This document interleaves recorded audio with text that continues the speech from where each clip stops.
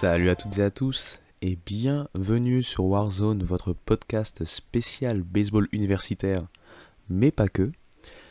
Bien content de vous retrouver alors que les vacances font leur plein, que le baseball universitaire, bon bah voilà, la saison est terminée comme vous le savez maintenant. On est dans une période un peu plus calme, hein, quoique, hein, y a eu quand même pas mal de mouvements, par exemple via des transferts, via des changements de coach. On peut en reparler très rapidement.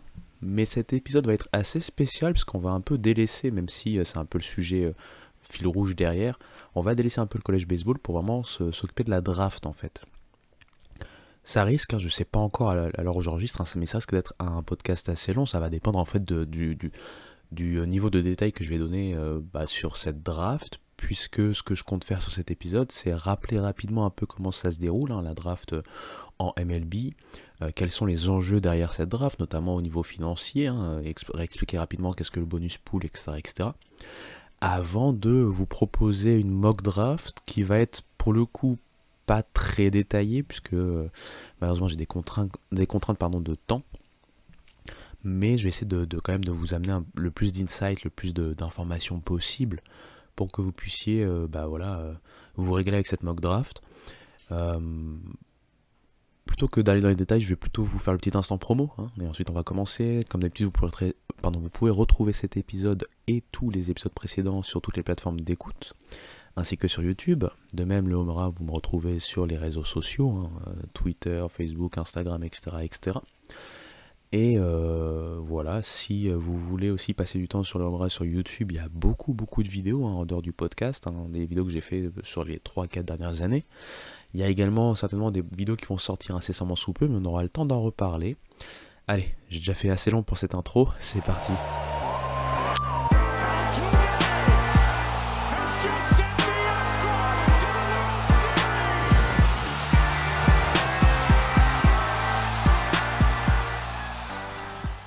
Avant donc de commencer cet épisode spécial draft, j'ai envie de revenir sur des choses que j'ai dit, sur lesquelles je suis revenu lors du dernier podcast, notamment concernant Texas A&M. J'avais expliqué donc Schlossnagle avait donc le coach, hein, de Texas A&M avait donc décidé de plier bagages et d'aller en restant dans le Texas du côté d'Austin, hein, pour aller entraîner l'université de Texas qui arrive justement en SEC. Et j'avais également parlé de cette vague de joueurs qui, a priori, d'après les rapports, étaient amenés à s'inscrire au portail du transfert, et donc à être transférés et à quitter en fait Texas A&M. Parmi ces joueurs-là, il y avait quand même du beau monde, mais ensuite, après l'enregistrement de l'épisode, il y a eu pas mal de retours contraires, de rapports contraires.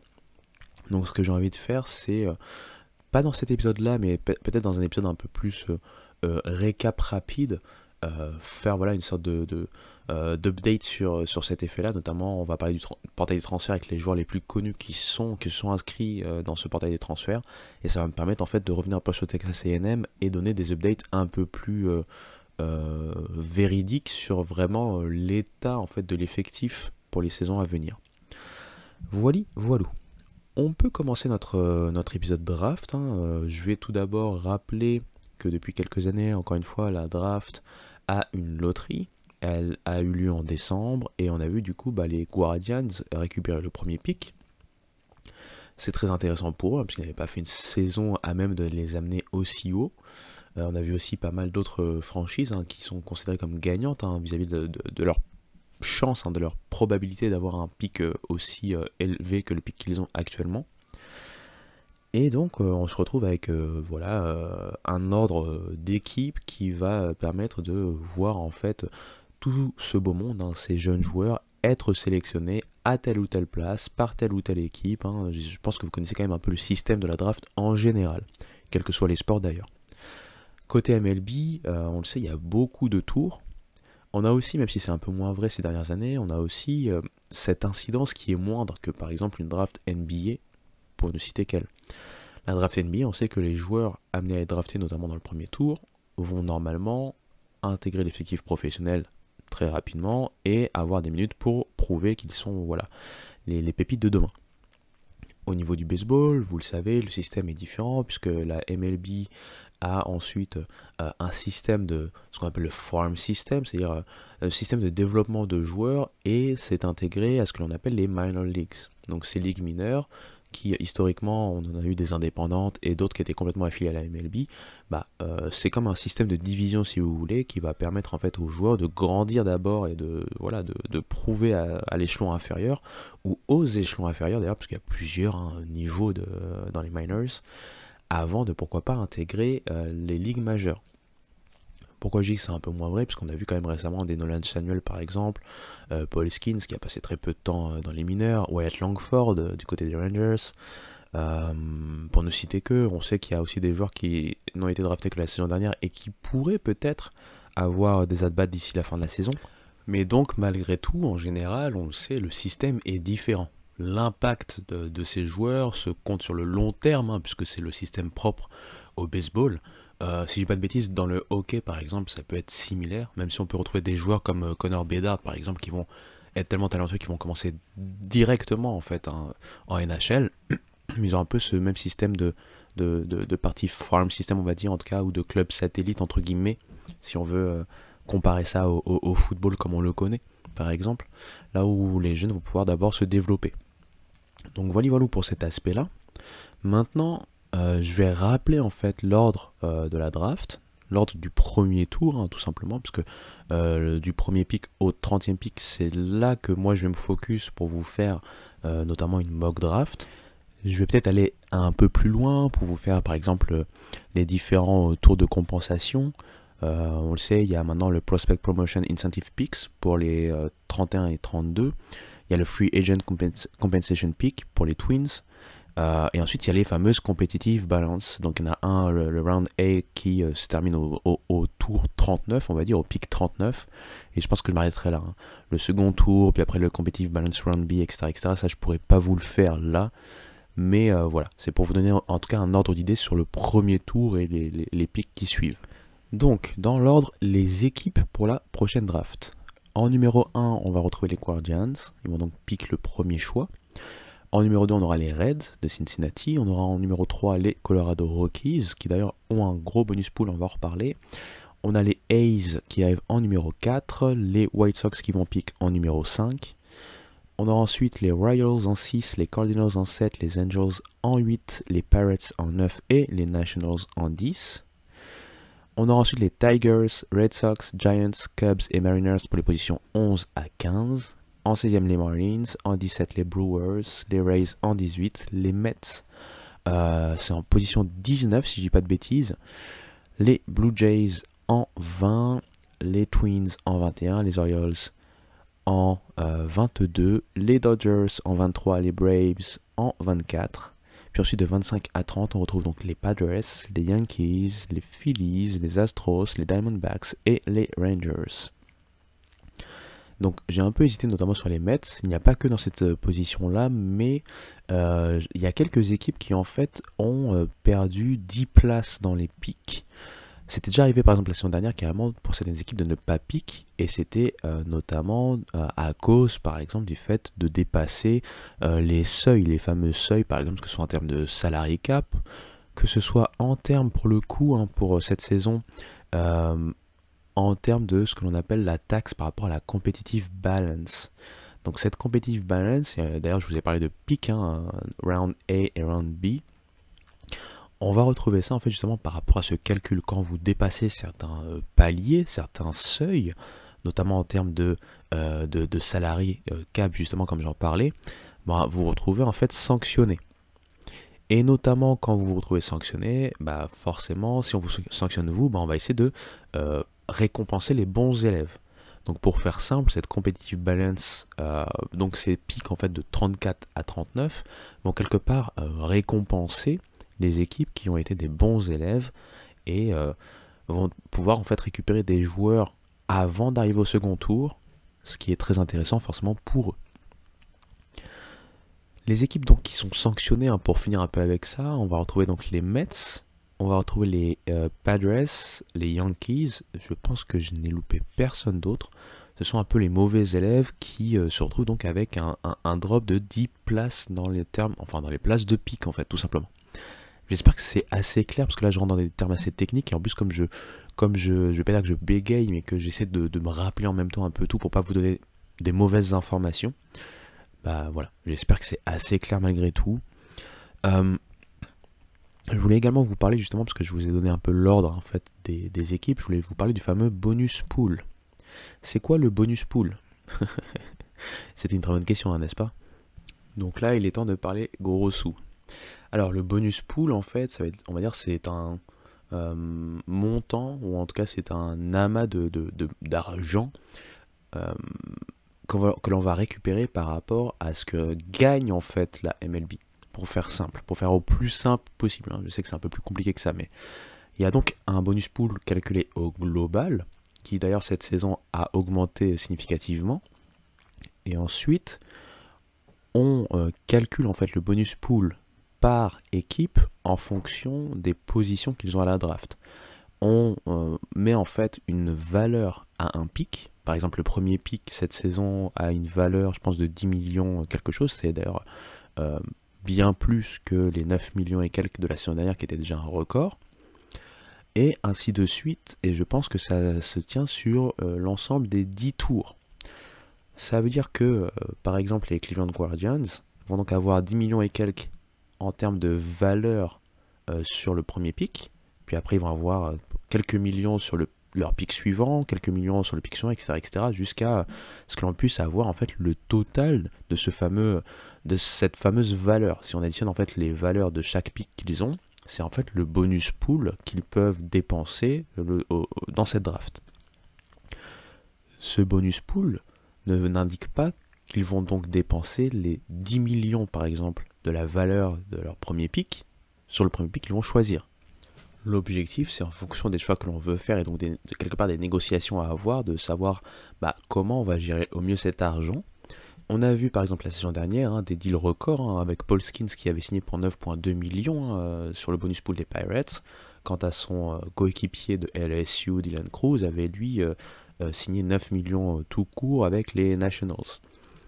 On peut voir l'aspect contraire, on l'a vu notamment dans les années, par exemple en 2015 ou 2016, les Phillies avaient mis très peu d'argent entre guillemets en choisissant un joueur. Je pense que c'était Mike Moniak. J'ai un petit trou, désolé là-dessus, mais c'est vraiment sur la mémoire pour le coup. Mais bref, c'est juste pour dire que la stratégie peut être par exemple de dépenser moins, de prendre un joueur qui est peut-être pas considéré comme le meilleur joueur de sa QV, mais le prendre par exemple dans le premier tour, pour pouvoir dépenser moins de son bonus pool, pour mettre plus d'argent sur des tours suivants si on a vraiment des joueurs que l'on pense être des styles par exemple.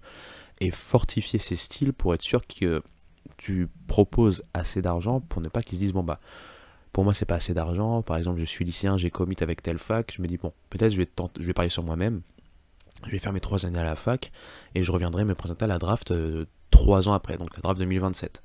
Certaines équipes vont se dire non, j'ai envie d'être sûr de capturer ce joueur-là, donc même s'il est censé arriver plus tard en termes de tours, puisque bien sûr avec la valeur des prospects à tel ou tel tour, on va pas par exemple prendre un joueur qui est censé, d'après les scouts et tout ça, arriver au 5e tour en premier pick par exemple. Par contre, ce qu'on peut faire, c'est peut-être pour être sûr le sécuriser en le prenant au 4e tour et en lui proposant plus d'argent que ce que le pick du 4e tour devrait lui donner. J'espère que ça fait sens et que c'est assez clair. Donc avec ce bonus pool, avec la stratégie mise en place et les cibles potentielles de la draft, chaque équipe va composer au mieux pour pouvoir sélectionner les joueurs au mieux tout au long des 10 tours de la draft. 10 tours, j'ai dit 10 tours, des 20 tours de la draft. Il y a 20 tours. Et donc pour finir sur cette partie-là qui est vraiment basée sur la monnaie, j'ai dit en fait auparavant que les Rockies avaient par exemple un très bon bonus pool alors qu'ils sont 3e en termes de sélection au premier tour. Tout simplement, pourquoi? Puisqu'ils vont aussi pick, si je dis pas de bêtises, dans l'un des premiers, vous savez, comme j'ai dit, il y a le Competitive Balance Round A, Competitive Balance Round B, ce sont ce qu'on appelle des tours supplémentaires en fait, qui sont entre des tours nommés. Donc entre le premier tour et le second tour, il y a le Competitive Balance Round A, c'est là que les Rockies vont sélectionner. Donc ça leur permet d'avoir un slot en plus, et ce slot-là a une valeur également. Donc ça va permettre d'additionner cette valeur-là à la valeur de leur pool, et donc leur pool se retrouve 2e en termes de valeur totale. Je pense qu'ils sont à 17 millions quelque chose. Je crois que c'est ça, alors que les Reds qui piquent le deuxième au premier tour, n'ont eux que 15 millions entre guillemets. Mais c'est juste pour vous expliquer en fait la différence entre les Rockies qui piquent derrière eux au premier tour, et les Reds qui piquent devant mais qui se retrouvent avec un bonus pool moindre. J'espère que tous ces comptes d'apothicaire et tout cet aspect pécunier ne vous a pas complètement fait fuir. J'espère que ça a été clair, même s'il y a eu quand même des approximations. Mais voilà, c'est toujours intéressant de savoir un peu l'envers du décor et pas juste se dire, ah bah je vais juste prendre le... Enfin, si telle équipe prend pas le meilleur joueur, vous allez vous dire, mais ils sont bêtes. C'est peut-être pas ça, ils ont peut-être d'autres calculs aussi, des calculs un peu plus financiers ou pécuniers qui entrent en compte. La saison dernière, même si Paul Skeens était de plus en plus vu comme le premier choix de draft, on entendait des rumeurs que Scott Boras, qui je pense était devenu l'agent de Dylan Cruz, ou en tout cas était en place de devenir l'agent de Dylan Cruz, essayait de négocier le plus haut bonus possible pour Dylan Cruz avec les Pirates. Ce qui faisait un peu refroidir les Pirates, et a priori c'était une stratégie du clan Cruz qui ne se voyait pas aller du côté de Pittsburgh. Donc il faut voir qu'il y a beaucoup de il y a beaucoup de coups faits en douce, il y a beaucoup de négociations, il y a beaucoup de tractations entre guillemets qui se passent dans les coulisses. C'est pas juste sélectionner le meilleur joueur possible. Ça peut arriver. Par exemple, Paul Skeens c'était pour moi le meilleur joueur possible, même si quand on pense à la durabilité d'un pitcher par rapport à un joueur de champ, bah moi, dans ma mock draft de la saison dernière, j'ai mis Dylan Cruz en numéro 1. J'avais fait un peu fi de toutes les rumeurs qu'il justement l'amené en numéro 2, mais pas du fait de ses qualités, mais plutôt du fait justement de ces fameux calculs de chaque clan, côté Pittsburgh et côté Dylan Cruz. Mais encore une fois, voilà, c'est pas si limpide que ça. On va pas forcément voir, encore une fois, le meilleur joueur de la QV se retrouver sélectionné numéro 1, pour faire simple. On va faire une première respiration. Je vais revenir dans quelques secondes pour parler des hauts choix avant qu'on commence à parler de la mock draft en tant que telle.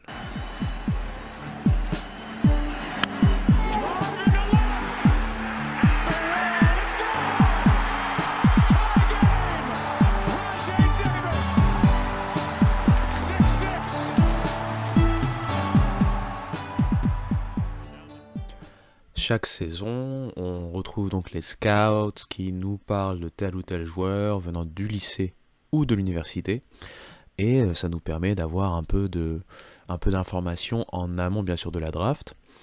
Ce qu'on peut dire sur cette draft 2024 tout d'abord, c'est qu'en termes de hauts prospects, il y a quand même de la valeur. C'est vrai qu'on est sur le papier en tout cas loin des hauts prospects de la saison dernière.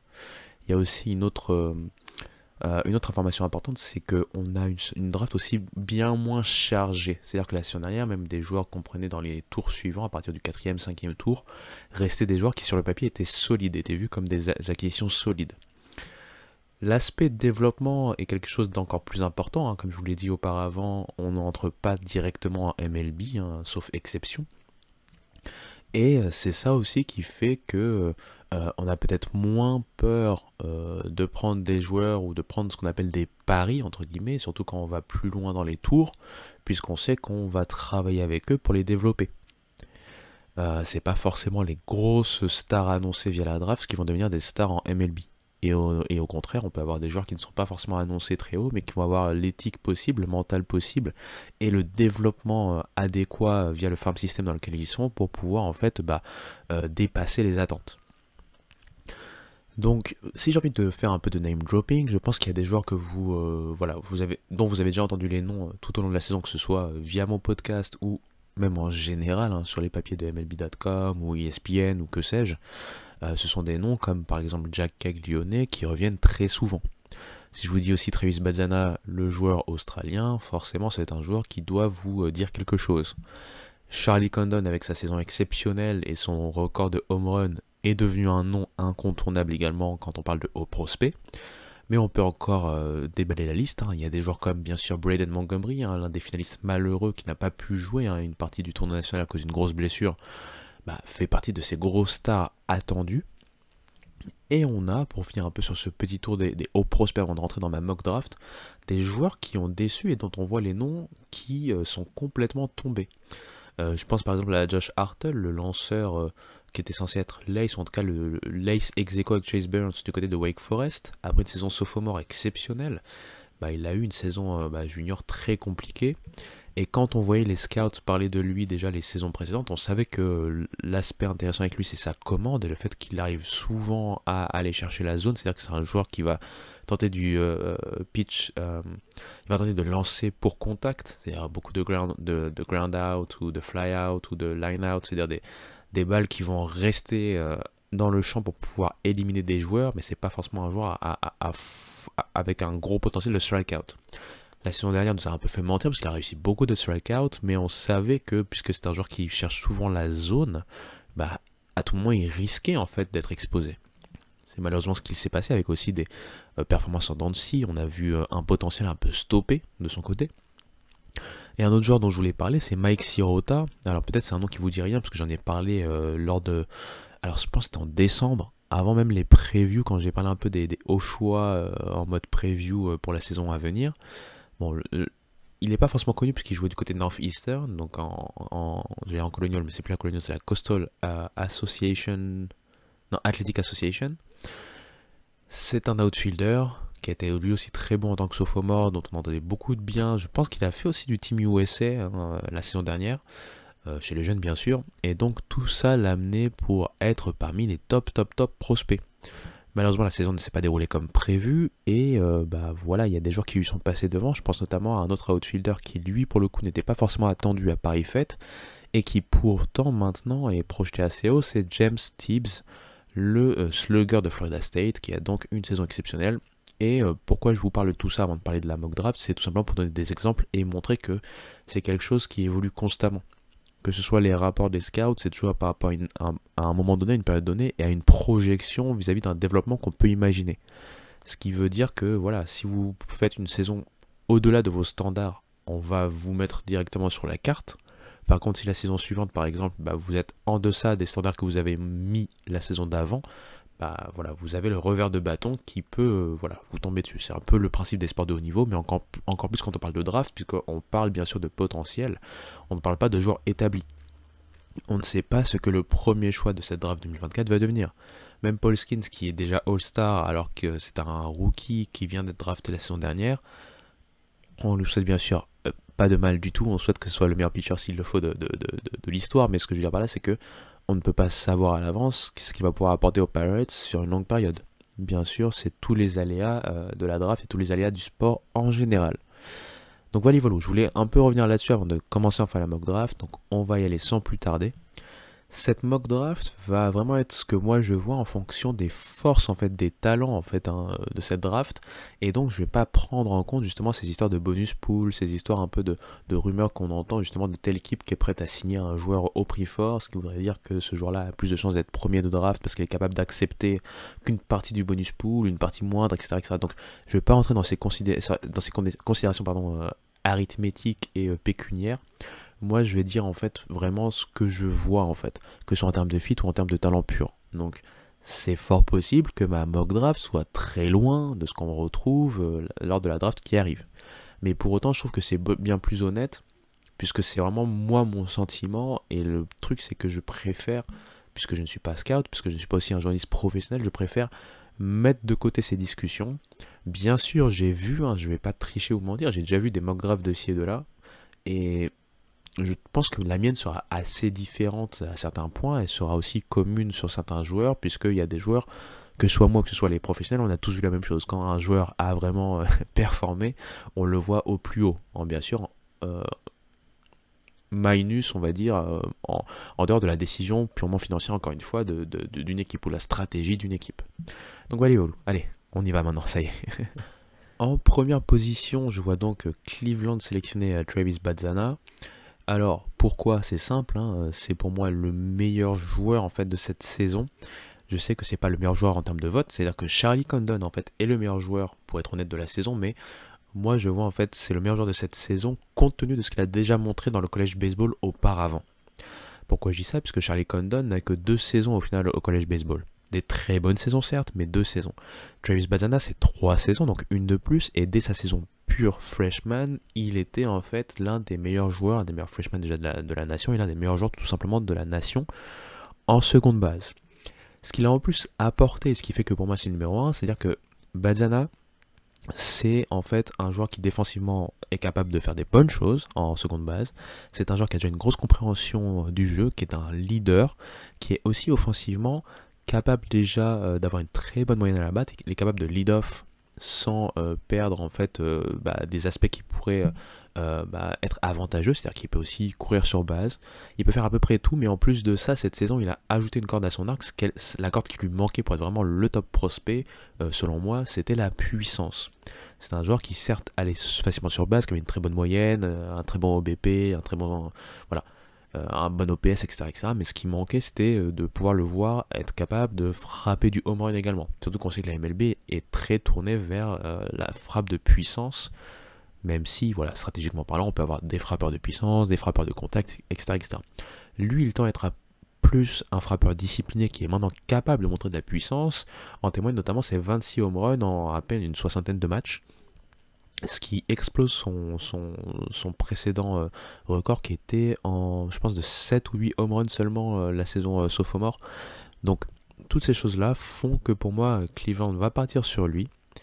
Ce qui fait qu'en deuxième position de cette draft, je vois donc les Reds récupérer Charlie Condon. Charlie Condon, en fait, c'est donc ce fameux outfielder ou troisième base du côté de Georgia, qui a joué plutôt première base d'ailleurs la saison dernière, c'est aussi à rappeler.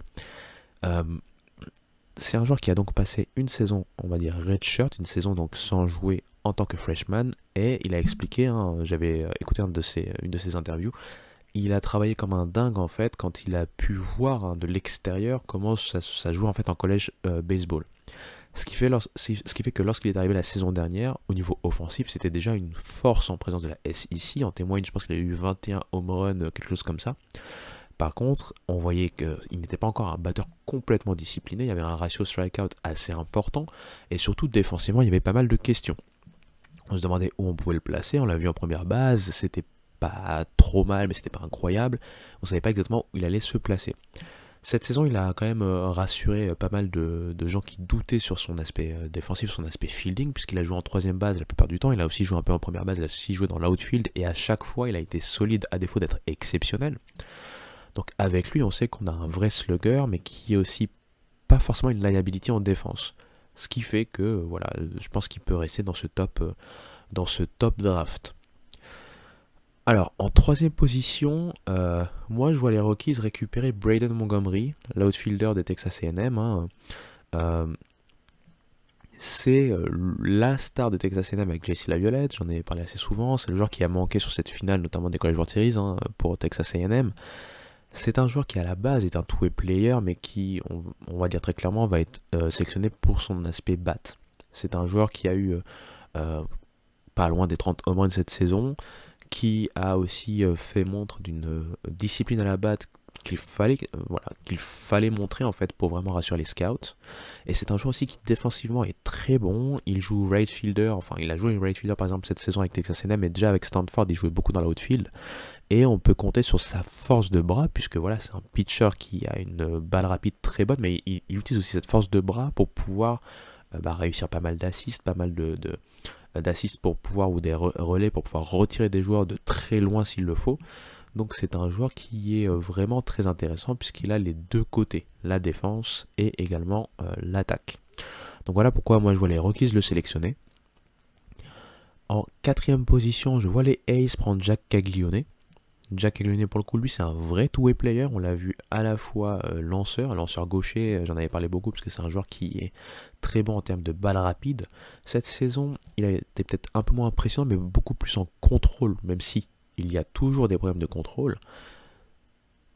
Il a joué, sinon, quand il jouait joueur de champ, on va dire, enfin dans le line-up, il a joué première base, et en première base, c'est un joueur très solide.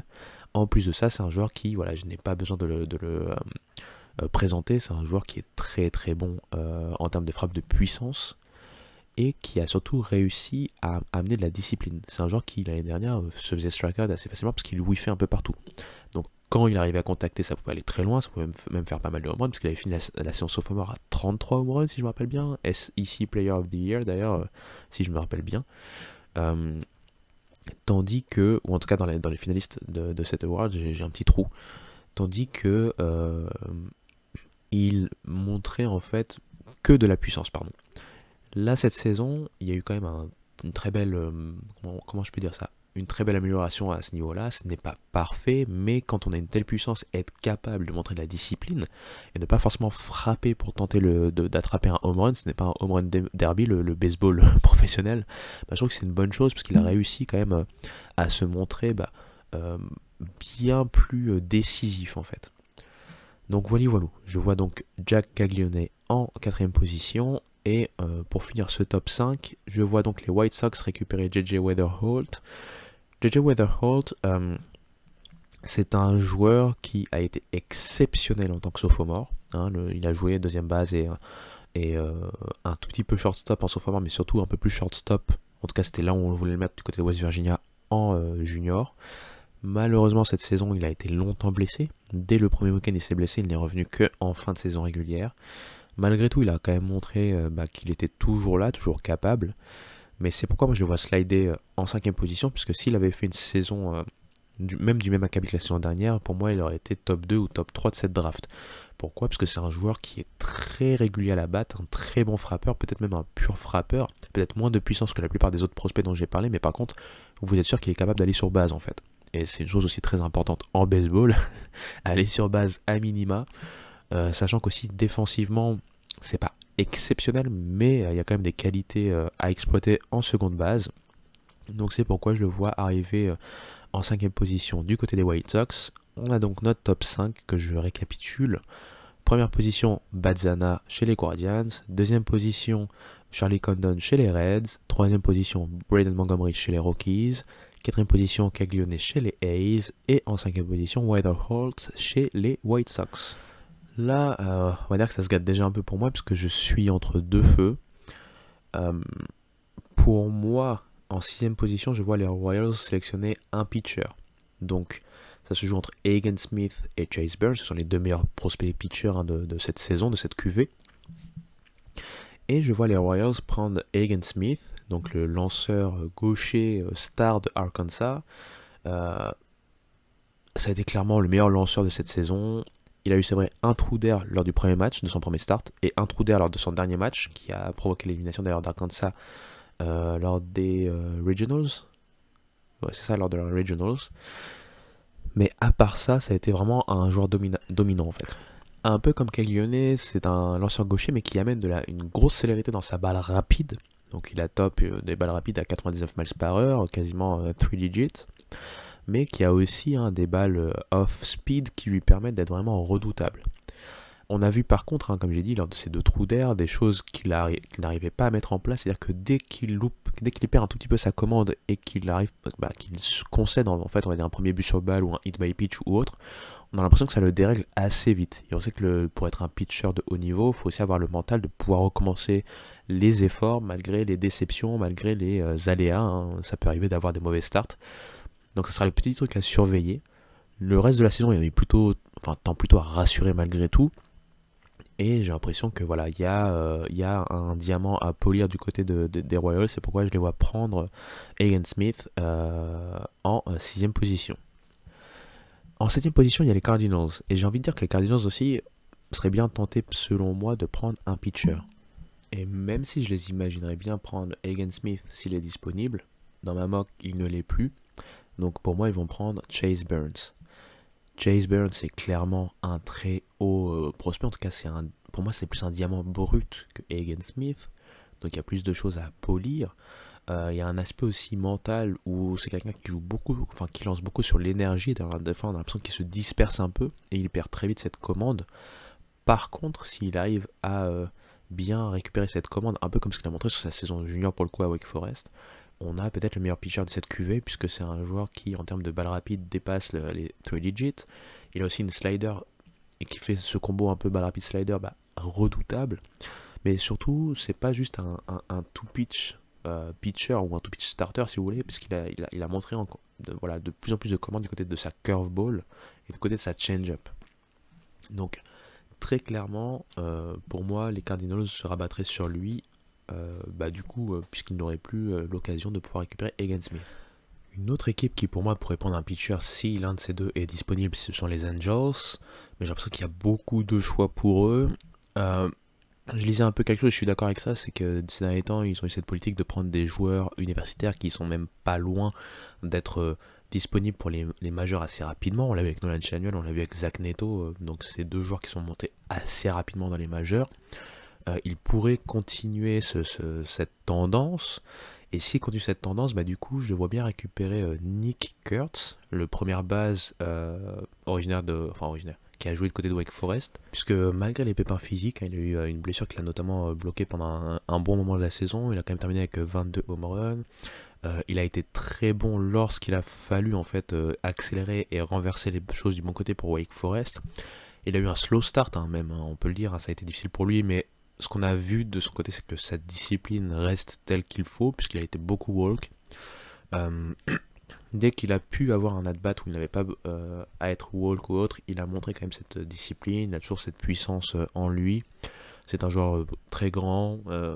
Première base, je pense que c'est son poste et ça devrait être ce pourquoi il serait sélectionné. Frappeur gaucher d'ailleurs, si je dis pas de bêtises, je me rappelle bien. J'ai pas d'autres choses à dire parce que défensivement, il est capable. Il est plus que capable. Et encore une fois, il y aurait cette idée de le faire monter vite.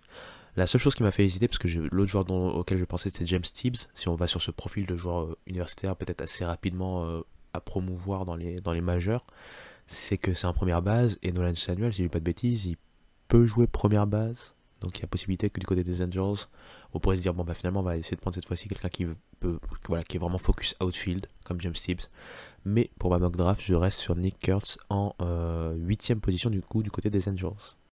En 9ème position, je vois le premier joueur lycéen sortir. Il serait récupéré donc par les Pirates, qui pour moi vont pouvoir prendre le temps de développer un joueur à fort potentiel. Donc il y en a deux, hein, qui rentrent dans cette catégorie, hein. Il y a donc, je vois j'oublie leur nom, il y a bien sûr Connor Griffin, le joueur de Jackson Prep, et le joueur que moi je vais choisir pour eux, quelque part, c'est bien sûr Bryce Rayner. Bryce Rayner, il joue du côté de Harvard Westlake High School en Californie. Et clairement, il a surtout montré des choses, en fait, comment on appelle ça? Il a surtout montré des choses lors de l'été précédent. Euh, c'est là, en fait, où les scouts se sont vraiment chauffés, on va dire, entre guillemets, sur lui. Moi, malheureusement, comme je ne suis pas le baseball lycéen, bah, je suis obligé de juste regarder les rapports et faire confiance à ceux-là, hein. Je vais pas faire, de toute façon, je vais pas faire comme si j'étais un professionnel à même de prendre mes propres décisions, on va dire là-dessus, en tant que scout. Mais donc, je l'ai pas du tout vu. Mais donc, c'est le joueur qui a réussi à grimper aux yeux des scouts, au point au final, hein, donc, de dépasser l'autre gros prospect lycéen qui était pendant longtemps le premier, hein, Connor Griffin. Au passage, je sais pas si ça s'entend, mais bon, je suis bien enrhumé, donc je m'excuse à l'avance si ma voix commence à descendre au fur et à mesure que je parle, mais je fais de mon mieux pour continuer cet épisode. On va passer au pic suivant. Le pic suivant concerne bien sûr les Nationals qui piquent en numéro 10. Et pour moi, hein, comme ça, entre guillemets, je me débarrasse, c'est un peu mal dit, mais des deux pics lycéens, puisque juste après, donc, Bryce Rayner, je prends Connor Griffin, hein, le shortstop qui peut aussi jouer dans l'outfield, hein, pensionnaire de Jackson Prep. Euh, Clairement, c'est le joueur lycéen hype par excellence. C'est un joueur qui fait quand même 6'4", 6'4", ça doit être du 1m93 peut-être, 93-94, donc très grand. On dit que en termes de vitesse, en termes de puissance, c'est un joueur exceptionnel, en tout cas en termes de potentiel dans ces catégories-là.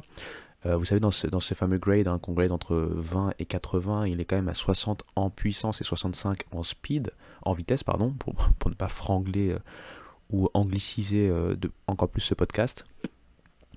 On explique aussi que défensivement, c'est un joueur très solide en position de shortstop.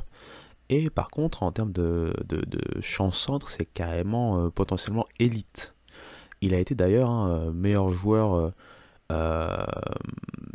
ce printemps, si je dis pas de bêtises, c'est meilleur joueur. Alors, encore une fois, au niveau du lycée, moi j'ai très peu de vision, même en termes de award, hein, donc je m'excuse à l'avance, mais je sais que c'est le Gatorade National High School Player of the Year.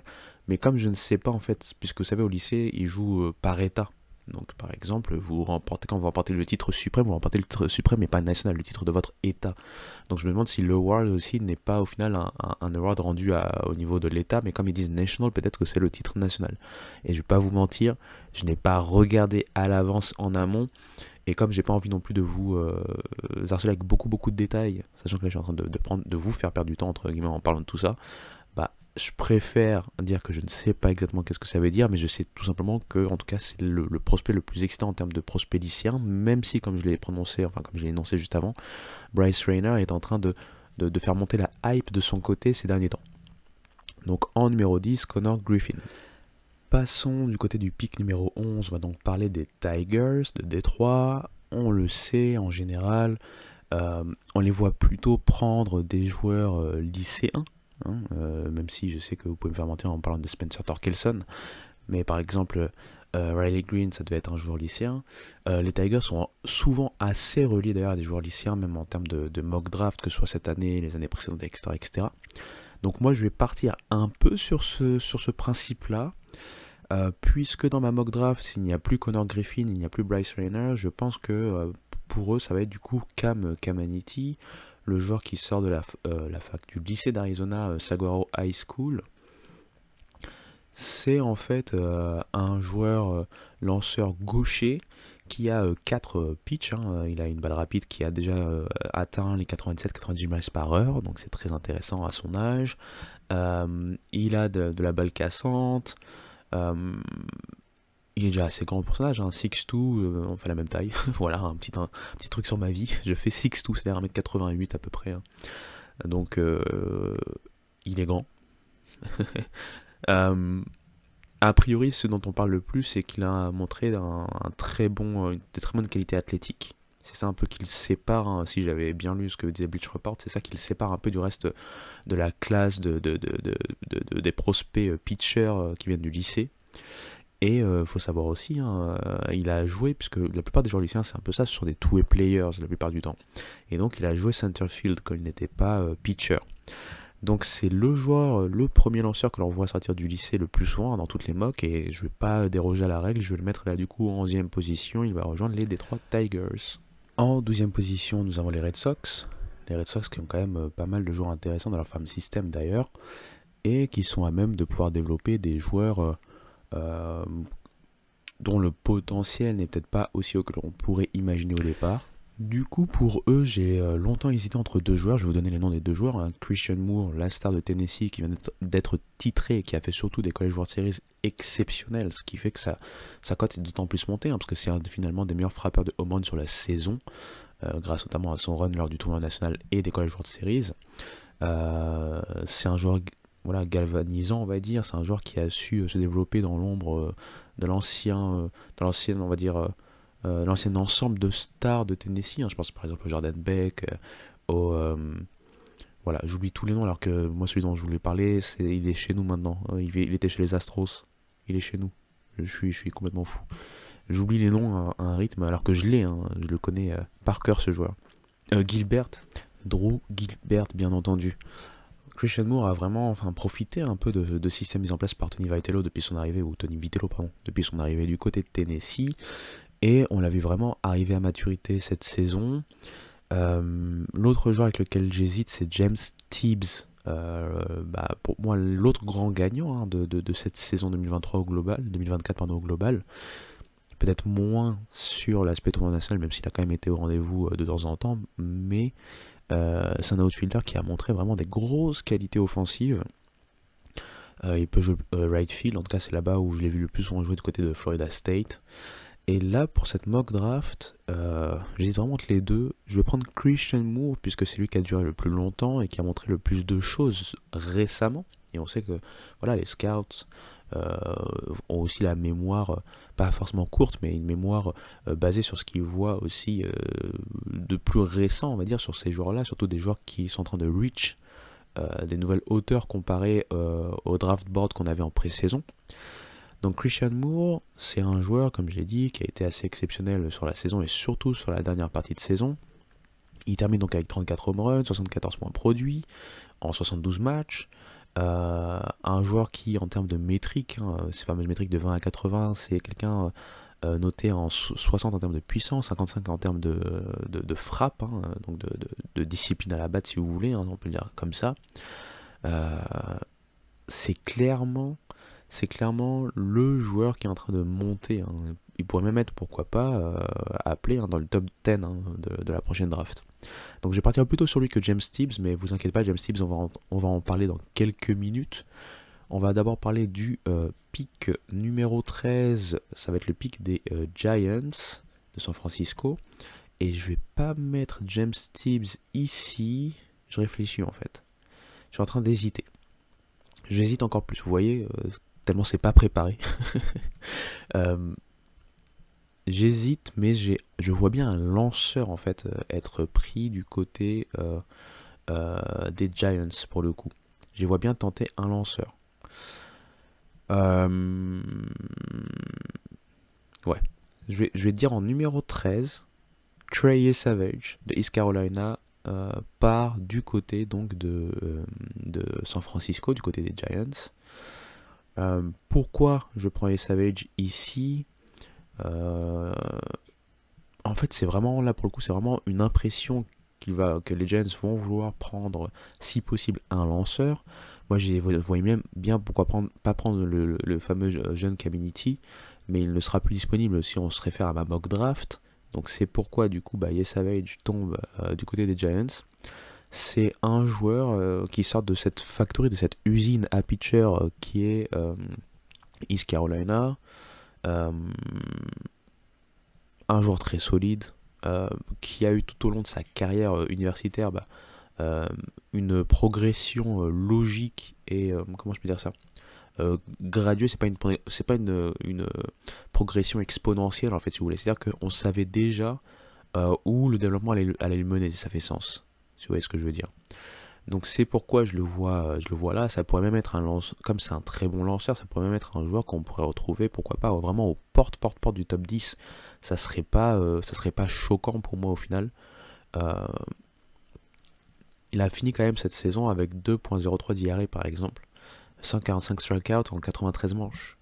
C'est un joueur qui est assez grand, hein, plus d'un mètre 90, c'est-à-dire 1m92, 93, 94 à peu près, hein. C'est un joueur aussi qui a pas mal de pitch, donc c'est très intéressant. C'est peut-être pas le joueur le plus clinquant en termes de lanceur, encore une fois, si on compare des Hagen Smith ou Chase Burns, mais on a là, en termes de potentiel, un starter solide. Donc c'est pourquoi je relie Trey Savage avec les Giants. Donc c'est pourquoi j'ai pas pris James Tibbs pour le coup. Ce qui fait que pour moi, James Tibbs, il est récupéré par les Cubs en 14e position.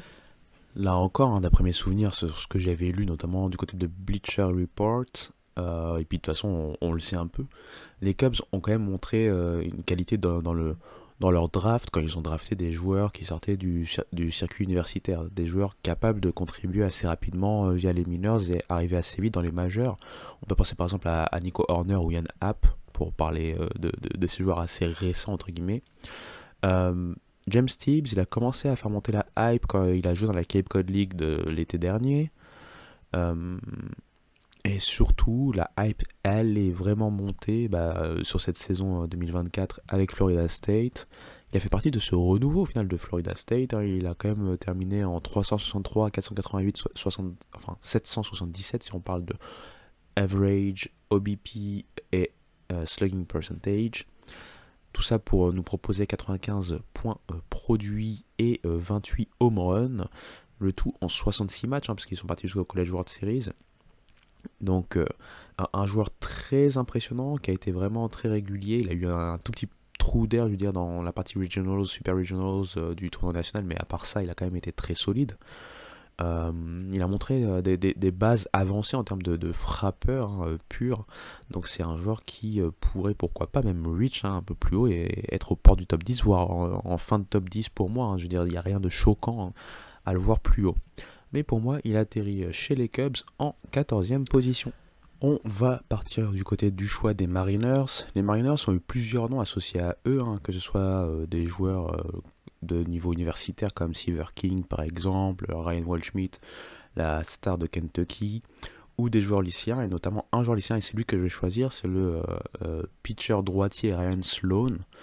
Alors, C'est un joueur extrêmement grand. C'est un joueur qui a montré une balle rapide assez intéressante et intrigante. Et surtout, c'est qu'il a montré des choses dans sa zone, hein. Il vient de l'Illinois. Donc dans sa prep school, il a été plutôt très bon et très solide, ce qui fait que son nom revient de plus en plus assez haut en fait dans cette draft en termes de potentiel choix de la première partie du premier tour. Moi je le mets donc pile à la moitié, hein, en 15e position, mais voilà, je ne serais pas surpris si les Mariners prennent bien sûr une autre option, comme justement les joueurs universitaires dont j'ai parlé juste avant. Mais voilà, 15e position Ryan Sloan. Je vais passer directement en 16e position et comme on a fini les 15 premiers, je vais essayer d'aller un peu plus vite. Il y aura peut-être un peu moins d'explications, mais je vais quand même vous donner mes choix. Donc en 16e position, les Marlins sont très souvent associés à Cam Smith et moi c'est quelque chose que j'entends bien. Cam Smith, c'est un joueur qui, je le rappelle, avait été mentionné très souvent pour la draft 2022. Le truc, c'est que il a décidé de suivre son commitment avec Florida State. Il n'a pas vraiment montré ce qu'on espérait de lui lors de sa saison, donc freshman du côté de Florida State. Mais après, il s'est réveillé en fait du côté de la Cape Cod League, un peu la James Steeves, justement son coéquipier hein, chez les Seminoles. Ce qui lui a permis de continuer un peu on va dire de prendre cette vague et de continuer sur une très belle saison 2024. Hein. Il a terminé avec 16 home runs, 22 doubles, 57 points produits, avec une fiche de 387, 488 et 654 en termes de moyenne, OBP et slugging percentage. Il faut savoir, au niveau du collège, comme j'ai dit, il avait commit en 2022, c'est-à-dire qu'en 2023, il n'était que freshman.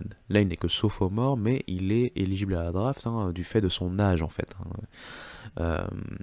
Il a déjà l'âge requis pour pouvoir se présenter à la draft, donc il n'aura passé que 2 ans au niveau universitaire s'il finit par signer là où il sera drafté. Et moi, je vois bien les Marlins le récupérer là, comme ce qui est écrit dans pas mal de rapports aussi. Donc là, je suis pas très... comment on peut dire ça, je suis pas très bold, je cherche mes mots en français, c'est incroyable. On va dire que je ne suis pas très surprenant, je suis la tendance et c'est surtout que ça fait sens en fait par rapport à ce qu'il a montré. C'est un joueur de troisième base hein, pour donner encore un peu plus d'insight en sa faveur, et c'est un joueur qui défensivement ne sera pas un poids. Il a montré des choses, il n'a pas été non plus exceptionnel, donc ce ne sera pas un poids si on arrive à le développer comme il faut. Donc voilà, en 6ème position, Cam Smith pour les Marlins. On va passer en 17ème position, ça va être les Brewers. Là aussi, je ne vais pas être très surprenant parce que son nom a été très souvent associé aux Brewers. En fait, il y a 2 noms. Hein. Il y a Vance Honeycutt, s'ils sont toujours disponibles à ce moment-là, hein, Vance Honeycutt et Carson Benji. Donc ce sont tous les deux des outfielders. La différence, c'est que Carson Benji d'Oklahoma State, c'est un two-way player, c'est aussi un releveur. Même si, normalement, son futur sera plutôt du côté de la batte. Hein, enfin, voilà, joueur de position plutôt que lanceur normalement.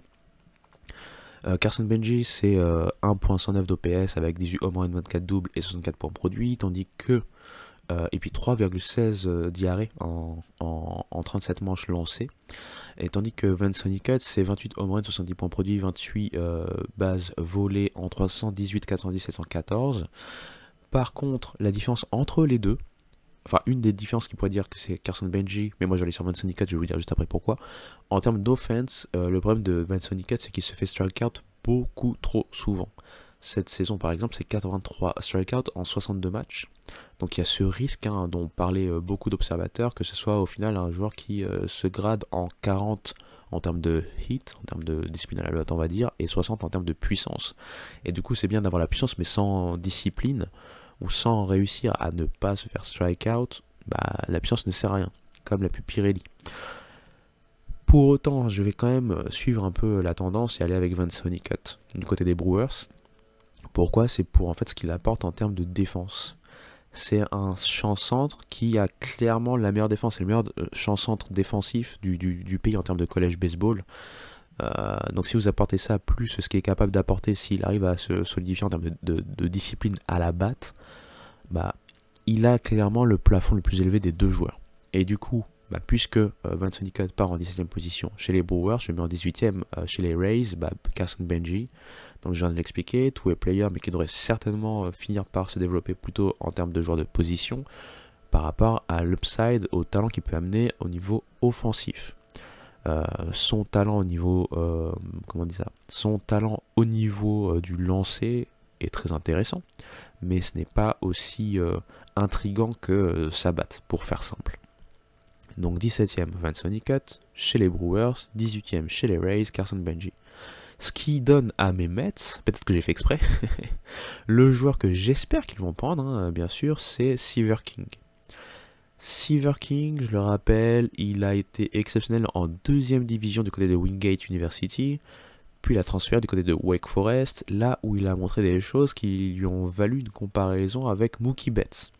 Bien sûr, il n'est pas Mookie Betts, c'est juste des comparaisons en termes de potentiel, parce que c'est un joueur qui athlétiquement est très fort, qui a aussi montré de très bonnes dispositions à la batte, et ce qu'il a montré aussi, c'est cette versatilité, c'est-à-dire qu'il est capable de jouer à plusieurs positions, on l'a vu un peu partout.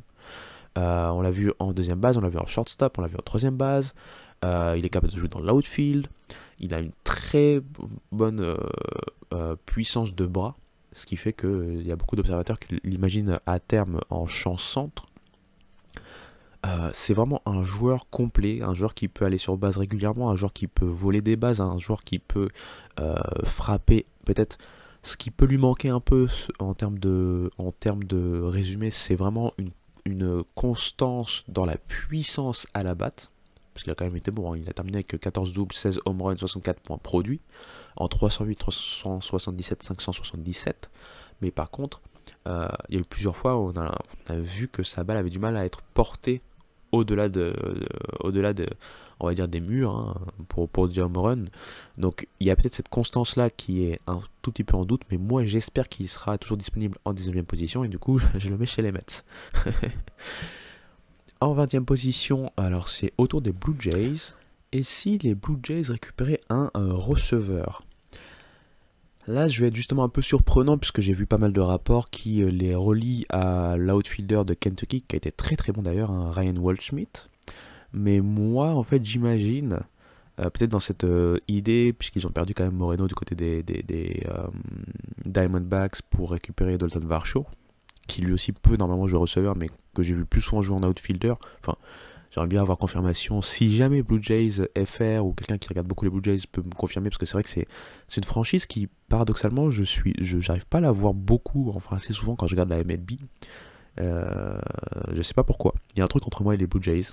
Mais en tout cas, je les vois bien prendre un receveur, et du coup, il y a 2 noms qui me viennent en tête.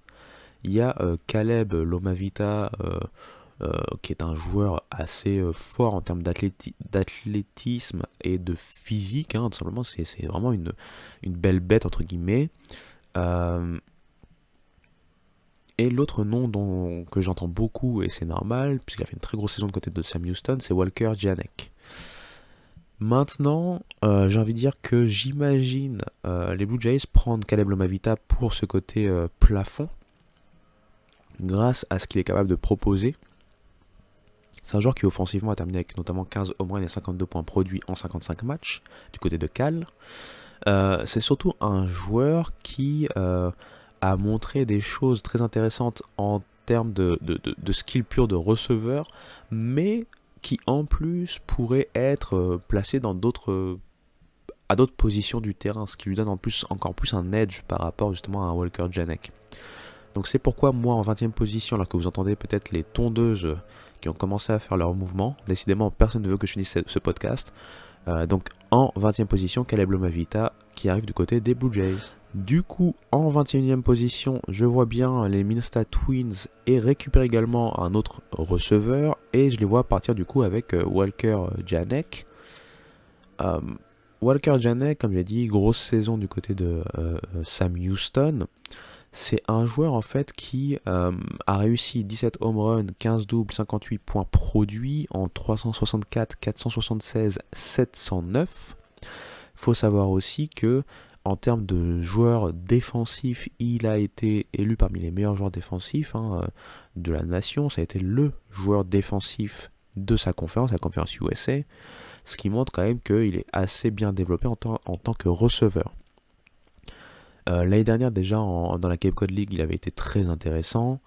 Maintenant on va voir si il est capable de montrer de la constance en tant que receveur au plus haut niveau, mais en tout cas pour moi c'est un pari entre guillemets assez safe, et c'est pourquoi je le vois en 21e position récupéré par les Minnesota Twins. En 22e position les Orioles, d'ailleurs ça fait plaisir de les voir aussi haut, ça veut dire enfin drafter aussi tard si vous voulez, ça veut dire que voilà leur plan est enfin complètement en place.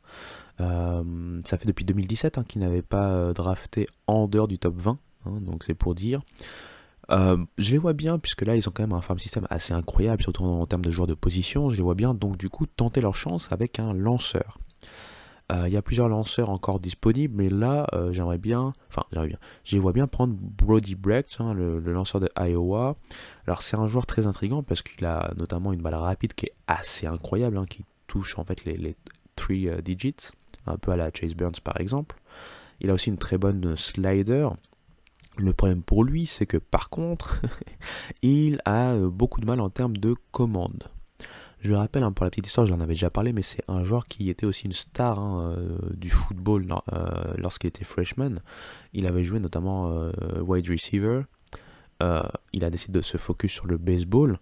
La saison dernière, pour donner quelques chiffres, c'est 3.33 d'IRA, 128 strikeouts en 78 manches. Il a quand même concédé 49 walks. Donc, c'est quand même un nombre assez important, même si on regarde qu'en termes de pourcentage, il a réussi à faire un peu mieux que la saison précédente, parce qu'il est passé de 18,4% de walk rate à 14,2%. Bref, c'est un joueur très intriguant qui a surtout un plafond assez exceptionnel, qui pourrait être en plus assez rapidement vu comme un joueur par exemple de relève, s'il arrive à vraiment garder ses deux top pitch, la balle rapide et la slider effective au plus haut niveau. Donc c'est pourquoi je veux bien les Orioles le prendre en 22e position.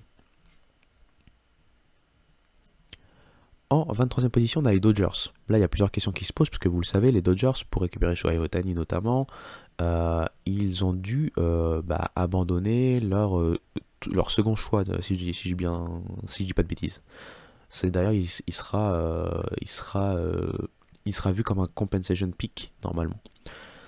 Du coup, après le choix 23, ils ne vont plus piquer avant le choix 98. Ils devraient donc certainement privilégier un joueur avec un plafond très élevé, avec ce qu'on appelle un certain upside, et donc on les voit, et d'ailleurs les observateurs les voient assez de manière unanime, prendre plutôt un joueur lycéen, un lanceur lycéen, et tiens, le meilleur lanceur lycéen qui reste après Cam Titi par exemple, à ce niveau-là, c'est William Schmidt.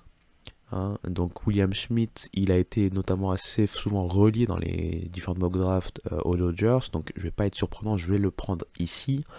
C'est un joueur qui est capable d'aller à peu près dans les 94-95 miles par heure en termes de balle rapide, qui apparemment est une curveball exceptionnelle en termes de rotation, c'est du 3000 et quelques rotations, taux de rotation on va dire, sur sa balle, sa curveball, désolé, j'ai eu un petit bug. Il est surtout assez imposant. On va voir en fait tout simplement ce que veulent faire les Dodgers en termes de stratégie, mais ça serait pas étonnant de le voir donc tomber à ce niveau-là. Donc 23e position, William Schmidt du côté de LA. En 24e position, on va continuer sur les pitchers, puisque vous savez, les Braves arrivent souvent à développer de très bons pitchers. Il s'avère qu'il y a un pitcher qui intrigue beaucoup de monde, puisque c'est le fameux switch hand pitcher Giancarlo Stanton, qui vient de Mississippi State. Vous savez, peut-être même sans savoir, même sans connaître son nom, vous avez certainement vu des clips de ce joueur qui est capable donc de lancer main droite et main gauche. Sa main droite et sa main quand même forte, même si c'est un switch pitcher, c'est quand même cette main-là qui amène le plus de potentiel et qui amène le plus de raisons pour quelqu'un de le récupérer en premier tour. Donc je vois bien, j'aime bien cette connivence entre les Braves qui voudraient bien développer un tel type de prospect et Sinjay qui pourrait profiter un peu de la maison d'Atlanta pour se développer au mieux. 24e position donc, D'Angelo Sinjé du côté de Mississippi State. Non, du côté des Braves, il vient de Mississippi State. Vous voyez là, je commence vraiment, c'est l'heure de, c'est là où il faut se dire qu'il faut vraiment que j'accélère et que j'en finisse. Ça commence à être difficile. Là, pour le coup, je vais être très surprenant parce que je vais aller à l'encontre de ce que nous montrent les Padres depuis très longtemps. Les Padres depuis, alors c'était qui? C'était Cal Quantrill en 2016. Ouais, c'est ça, hein. Depuis Cal Quantrill en 2016, ils n'ont pas pris de joueurs de niveau universitaire au premier tour. Ils préfèrent toujours prendre des joueurs lycéens avec un gros plafond pour pouvoir les développer et en faire des top prospects dans leur farm system. On l'a vu récemment que d'ailleurs Jackson Merrill, qui est d'ailleurs All-Star, hein, si je ne fais pas de bêtises, bravo à lui.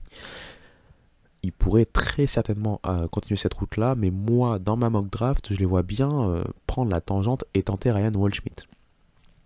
Ryan Waldschmidt, je rappelle, il est quand même projeté assez haut. Je pense même qu'on le voit, pourquoi pas, tomber en 20e position. Donc pour moi, ça serait, si on se réfère à ma mock draft à moi, ça serait un certain drop de sa part. C'est un joueur qui a quand même terminé avec 14 home runs, 17 doubles, 46 points produits et 25 bases volées en 32 tentatives. Le tout en 333, 469 et 610. C'est un joueur qui a montré vraiment, en termes de frappe, des choses très avancées. C'est un joueur aussi qui a montré quand même que, s'il s'agit de discipline, il est là. Mais s'il s'agit aussi de ce qu'on appelle l'exit velocity, hein, vous savez, quand vous frappez la balle, la vitesse à laquelle la balle part, hein, dans l'autre sens, on va dire, il a montré dans ces métriques-là des choses très très intéressantes.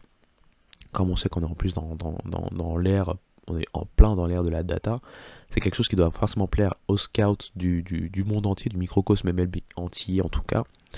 Et donc pour moi, il casserait un peu la tradition de San Diego, même si ça paraît très compliqué, mais bon, c'est pour ma mock draft. Il terminerait en 25e position, sélectionné par les Padres.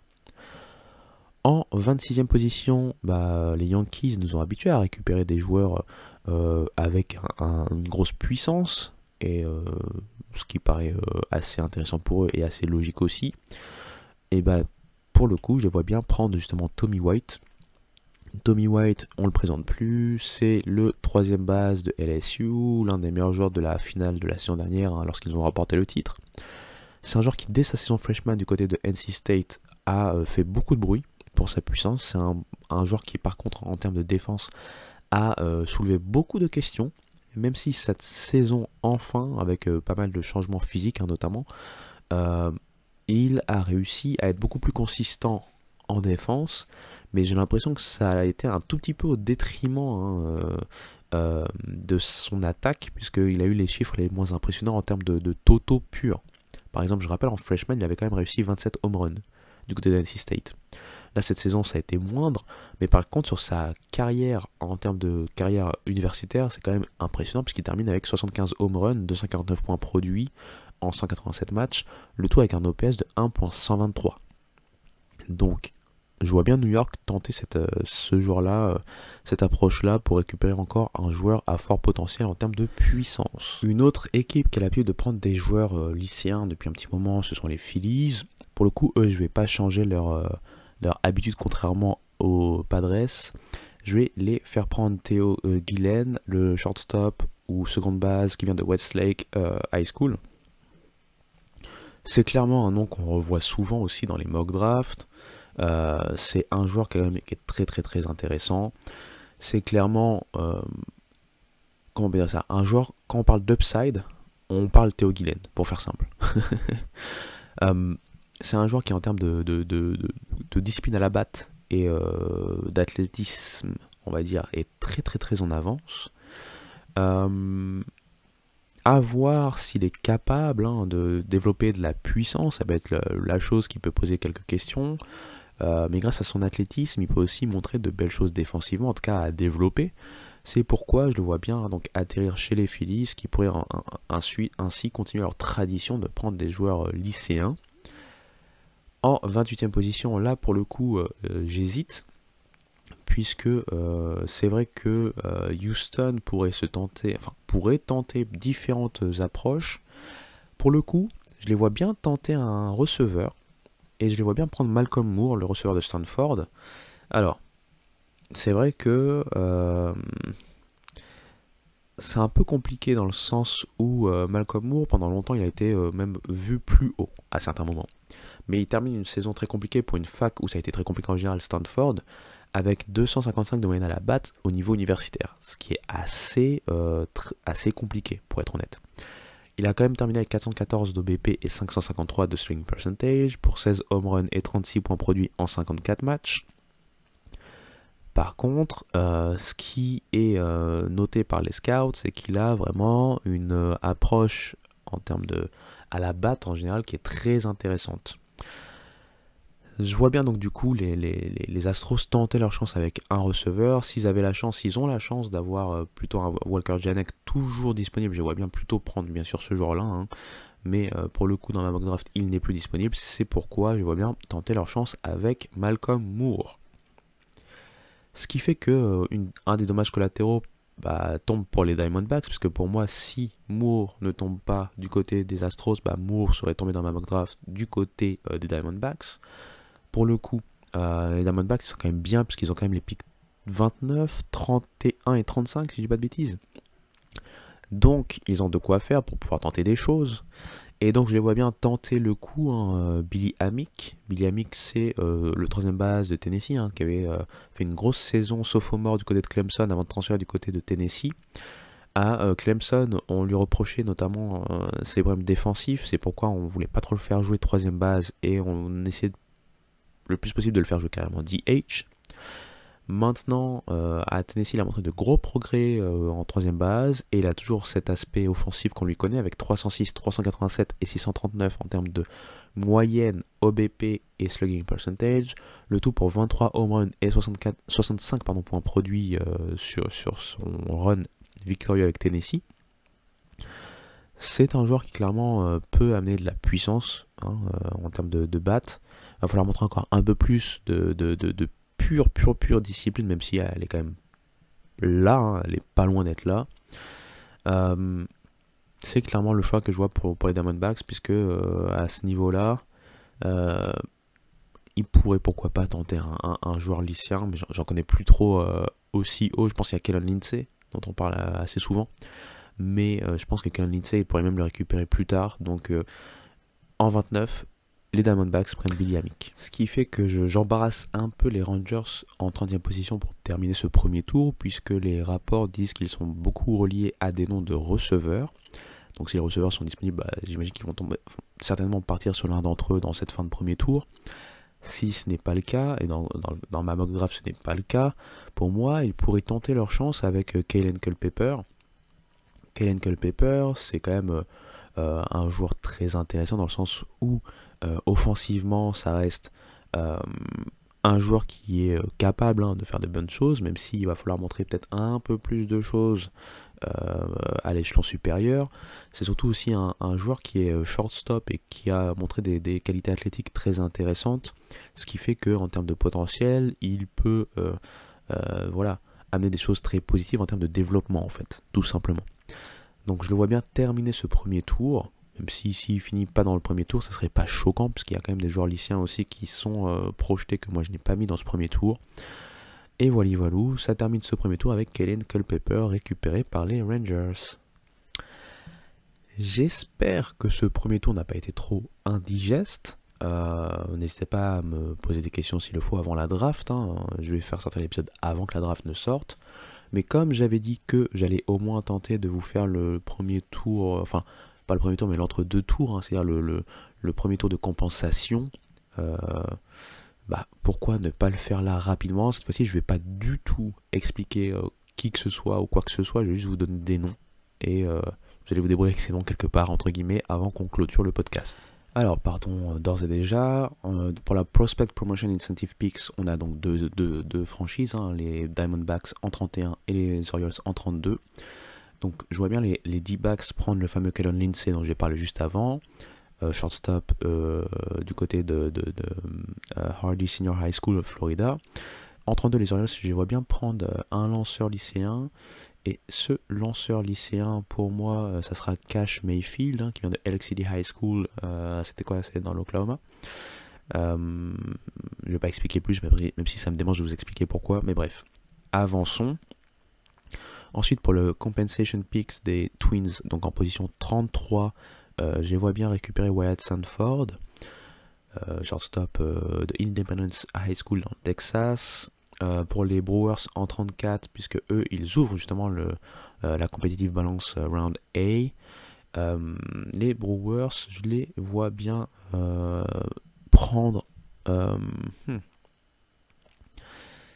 Là, c'est toujours un peu compliqué parce que je vais faire un peu à la va-vite. En fait, j'hésite entre deux joueurs universitaires, Dakota Jordan de Mississippi State, l'outfielder, ou Griff O'Ferrall de UVA. Je vais prendre Dakota Jordan qui irait du côté des Brewers pour le coup. En 35, les D-backs, je leur ai enlevé du coup pas mal de joueurs lycéens, donc je les vois bien. Pourquoi pas justement tenter Bryce McCage, un autre lanceur lycéen du côté de Pennington School, New Jersey. Ce qui fait que les Guardians, je les vois prendre un lanceur, serait Brian Dowdy du côté de Chaparral High School, California. Les Pirates pourraient pour le coup prendre Griff O'Ferrall, justement, de UVA. Les Rockies, mes amis Rockies, qui est-ce que je peux vous voir prendre? Pourquoi pas aller avec une grosse cote, parce qu'il n'est pas vu aussi haut, mais pourquoi pas Ben Hess, le lanceur droitier d'Alabama. Il me reste juste les Royals. Et donc les Royals pourraient prendre PJ Morlando, parce qu'ils sont souvent reliés à lui dans la competitive balance round A. L'outfielder de Somerville High School en Caroline du Sud. Ce qui complète ce supplemental round composé des différents tours complémentaires que je viens d'évoquer. Voilou. Vous avez ma mock draft complète. Encore une fois, ne vous soyez pas surpris si la draft qui a lieu n'aura pas grand chose à voir avec ma mock draft, puisque je ne suis pas dans les bureaux des scouts. C'est vraiment sur le talent et sur les impressions et sur les mock drafts et sur les rapports d'autres éditorialistes ou professionnels de ce métier-là, on va dire, entre guillemets. Ça me permet aussi surtout de vous proposer, de vous présenter quand même des jeunes joueurs qui vont arriver assez rapidement normalement dans ces drafts, on va dire dans les 2-3 premiers tours au moins. Pour finir, je vais vous faire un peu de name dropping de joueurs que je n'ai pas énoncés mais qui sont vus quand même comme des hauts prospects. Par exemple, qui n'est pas du tout dans mon on va dire dans mon thread, il y a Slade Caldwell, l'outfielder lycéen dont je n'ai pas du tout parlé. Qui d'autre? Il y a Carter Johnson, un autre joueur lycéen. Tyson Lewis, encore un autre joueur lycéen. Vous pourrez le comprendre, c'est que moi, en fait, comme j'ai très peu de recul sur les joueurs lycéens, c'est vrai que peut-être je les mets un peu plus bas que ce dont on pourrait les voir, sauf si je les vois vraiment notés dans pas mal de mock draft, pour rester un peu plus cohérent quand même malgré tout. Un joueur universitaire qui pourrait être, pourquoi pas, vu en fin de premier tour dans les tours de compensation, ça pourrait être Peyton Stovall. Je rappelle que Peyton Stovall avait été vu très haut en tant que prospect lycéen, c'était en la draft 2021 ou 2022, j'ai un petit trou. Il avait choisi de suivre son commit du côté de Arkansas, et c'est vrai qu'il a été un peu décevant sur les 2 premières saisons, c'est sa saison junior où pour le coup il a été vraiment très bon. Blake Burke, le champion qui faisait un peu la doublette avec Christian Moore dans ces joueurs qui ont porté le flambeau un peu des anciennes stars de Tennessee. Blake Burke, première base, Tennessee, qui a été très bon, et qui pourrait être vu, pourquoi pas, en fin de premier tour ou en tour de compensation, même si je pense que c'est plutôt des joueurs de second tour à minima. Voilà, je pense que j'en ai donné pas mal. Voilà, Jacob Cozart pour finir avec lui, puisque c'est aussi un catcher qui pourrait être, pourquoi pas, vu un peu plus haut, parce que s'il y a des franchises qui veulent un peu se battre sur les catchers, les receveurs, pourquoi pas le voir monter un peu plus haut en fonction de où sont appelés les autres receveurs que j'ai évoqués dans cette mock draft. Voilà, on va s'arrêter là, je pense. Je pense que vous avez eu pas mal de noms jusqu'à vous faire mal à la tête. J'espère malgré tout que le podcast en soi aura été digeste. Je vais quand même le chapitrer comme il est très long. Avant de vous laisser tranquille, je le rappelle, on se rapproche de plus en plus de ma date d'absence. Je vais être absent, on va dire que je vais prendre des grandes vacances pour un heureux événement, mais je vais en reparler peut-être lors du dernier épisode qui sera assez court si on parle de podcast pur. C'est pourquoi je vous invite aussi à rester à on va dire, à l'écoute de tout ce qui pourrait être un peu YouTube, puisqu'il y a moyen que je sorte quelques vidéos ou qu'il y ait des vidéos que j'ai enregistrées il y a un certain moment que je comptais plus sortir, que je puisse sortir voilà, pendant mon absence. Je vais peut-être les programmer et les sortir. Donc restez vraiment à l'écoute, restez aux alentours. J'essaie de communiquer du mieux que je peux, mais c'est vrai que pendant un moment, je pense que je vais être complètement en dehors de toute sphère communicative. Donc encore une fois, je vous remercie beaucoup pour l'écoute, ça fait vraiment plaisir. Merci beaucoup des interactions également, des remerciements. Moi aussi, c'est moi qui vous remercie le plus, puisque c'est encore une fois un sujet de niche, donc c'est pas facile. Je l'entends très bien d'intégrer un peu cet univers-là. Voilà. On va s'arrêter là. C'est déjà très long. Je suis malade en plus. Je vous ai embêté avec pas mal de drafts, pas mal de bruit, pas mal de, de problèmes extra sonores, on va dire. Donc, voilà, on se dit à très bientôt. Allez, ciao.